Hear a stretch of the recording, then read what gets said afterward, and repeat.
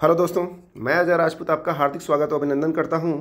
आज के टॉपिक में हम लोग चंद्रगुप्त विक्रमादित्य यानी चंद्रगुप्त द्वितीय की बात करेंगे, जिसके समय काल की बात करें तो 375 ईस्वी से लेकर 415 ईस्वी तक का रहा है।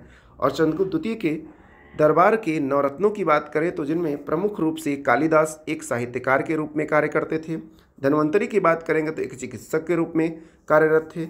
वराहमिहिर की बात करें तो ज्योतिष के रूप में कार्य करते थे।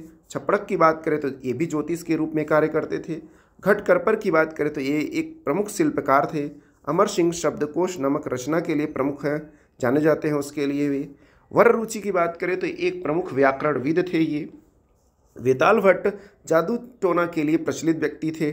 और शंकु की बात करें तो वास्तुकला विद के लिए ये प्रचलित थे। तो दोस्तों, इस तरह से हमने आपको चंद्रगुप्त द्वितीय के दरबार के नवरत्नों के विषय में बताया। तो प्लीज़ इसको आप लोग अच्छे से देख लीजिए, क्योंकि एग्ज़ाम में बार बार रिपीट होते हैं। इससे तो लोग अक्सर डाउट हो जाते हैं कि अकबर द्वितीय का है या चंद्रगुप्त द्वितीय के दरबार के हैं, ये कन्फ्यूजन क्रिएट हो जाता है। तो आप लोग प्लीज़ इसे अच्छे से याद कर लीजिए, एक बार फिर से देख लीजिए। कालिदास क्या थे? एक साहित्यकार थे। धन्वंतरी एक चिकित्सक थे। और वराहमिहिर ज्योतिष शास्त्र के एक महान ज्ञाता थे। और ऐसे ही छपड़क भी थे। और घटकरपर एक शिल्पकार थे। अमर सिंह शब्दकोश के लिए जाने जाते हैं। और वर रुचि व्याकरणविद थे। वेताल भट्ट जादू टोना के लिए जाने जाते हैं। और शंकु वास्तुकलाविद के लिए जाने जाते हैं। तो दोस्तों, ये चीज़ आपको आसानी पूर्वक यहाँ पर मिल रहा है, तो इसका बखूबी लाभ उठाइए। अब नेक्स्ट बात करें हम लोग तो अकबर के शासनकाल की। तो अकबर का जो शासनकाल रहा है 1556 से 1605 ईस्वी तक का रहा है। इनके भी दरबार में नवरत्न रहा करते थे। नवरत्नों में बात करेंगे तो महान संगीतकार तानसेन को आप लोग जानते ही होंगे। और ये एक संगीतकार थे जो बैजू बावरा के साथ ये शिक्षा दीक्षा ग्रहण किए हुए थे। ठीक है, तो दोस्तों, ये दोनों एक ऐसे संगीतकार हुए हैं जो इतिहास में सर्वश्रेष्ठ संगीतकारों की सूची में से एक हैं। बात करें टोडरमल की। टोडरमल जो थे एक राजस्व मंत्री थे, यानी भूमि सुधार से संबंधित या भूमि से संबंधित ये एक मंत्री हुआ करते थे अकबर के दरबार में। बात करें रहीमदास की तो रहीमदास एक महान कवि थे, आप सभी को पता है।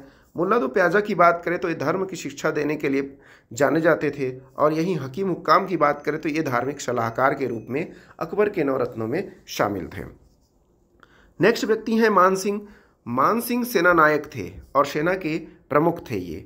बात करें बिरबल की तो बिरबल एक राजनीतिक सलाहकार थे। बिरबल प्रमुख रूप से आप जाने जाते हैं एक सलाहकार के रूप में, वो भी राजनीतिक सलाहकार के रूप में। फैजी जो था अकबर के बच्चों को शिक्षा दीक्षा देने वाला एक शिक्षक था। और अबुल फजल जो थे एक इतिहासकार थे। आप सभी जानते हैं अबुल फजल की जो रचना थी आईने अकबरी, बहुत एक प्रसिद्ध रचना रही है। तो दोस्तों, आगे बढ़ते हैं हम लोग। नेक्स्ट व्यक्ति हैं कृष्णदेव राय। कृष्णदेव राय का जो समय काल रहा है 1509 से 1529 के बीच रहा है। और कृष्णदेव राय के दरबार में अष्टदिग्गज कवि रहा करते थे जो तेलुगु कवि रहते थे। तेलुगु भाषा के कवि थे ये। तो उन कवियों में से सभी कवि को हम लोग डिस्कस करते हैं। वो 8 कवि के बारे में। अल्लासानी पेद्दन ये कवि एक रहे हैं उनके दरबार के। नंदी तिम्मन, धुरजटी, मादయ్య गारिमल्लन, अय्यल राजा, राम भूध्रुडु, पिंगलीशूरन, राम राजू भ्रूषणु, पंडित तेनालीराम कृष्ण। तो दोस्तों, नाम क्लिष्ट है, आसान नहीं है याद करना, इसलिए प्लीज़ इसको बार बार आप लोग देख लीजिए, जिससे आपको थोड़ा सा डाउट जो है आपका वो क्लियर हो जाए। दोस्तों, एक बार मैं फिर से डिस्कस कर लेता हूँ कि तेलुगु कवियों में से 8 तेलुगु कवि कौन कौन थे। तो अल्लासानी पेद्दन, नंदी तिम्मन, धुरजटी, मादయ్య गारिमल्लन, अय्यल राजा राम भूध्रुडु, पिंगलीशूरन, राम राजू भ्रूषणु, पंडित तेनालीराम कृष्ण। तो दोस्तों, इस तरह से आप सभी का नाम याद रखेंगे। इम्पॉर्टेंट है उनका नाम याद रखना जो काफ़ी क्लिष्ट है, जैसे मादయ్య गारिमल्लन, अय्यल राजू, राम भद्रुडु, ये नाम काफ़ी इम्पोर्टेंट है, इनको याद रखिएगा क्योंकि ये जल्दी नाम किसी को याद नहीं होते हैं। तो चलिए दोस्तों, आगे चलते हैं। नेक्स्ट शिवाजी के दरबार के शिवाजी के दरबार के अष्ट प्रधानों की बात करने से पहले शिवाजी के समय काल की बात करें तो 1674 से 1680 के बीच रहा है। शिवाजी ने अपना राज्याभिषेक रायगढ़ के किले में करवाया था। तो दोस्तों चलिए बात करते हैं हम लोग मूल टॉपिक की। मूल टॉपिक है शिवाजी के दरबार के अष्ट प्रधान की। तो अष्ट प्रधान यानी 8 मंत्रियों का एक समूह हुआ करता था जो शिवाजी के दरबार को सुशोभित करते थे, जिसमें प्रथम पद था पेशवा। पेशवा यानी प्रधानमंत्री यानी सामान्य प्रशासक। राजा के अलावा जो सामान्य प्रशासक होते थे उन्हें पेशवा कहा जाता था। बात करें अमात्य की तो अमात्य जो होते थे वो वित्त मंत्री होते थे और मंत्री जो होते थे वो लेखा परीक्षक होते थे।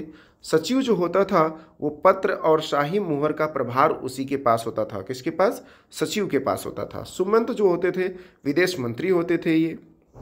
सेनापति सेना का नेतृत्व करने वाला प्रमुख अधिकारी होता था और पंडित राव यानी धार्मिक कार्य करने वाले व्यक्ति का पद जो था वो पंडित राव के नाम से जाना जाता था। और न्यायाधीश के रूप में यानी कानूनी मामलों को हल करने वाले व्यक्ति को न्यायाधीश कहा जाता था। तो ये रहा दोस्तों शिवाजी के दरबार के अष्ट प्रधान।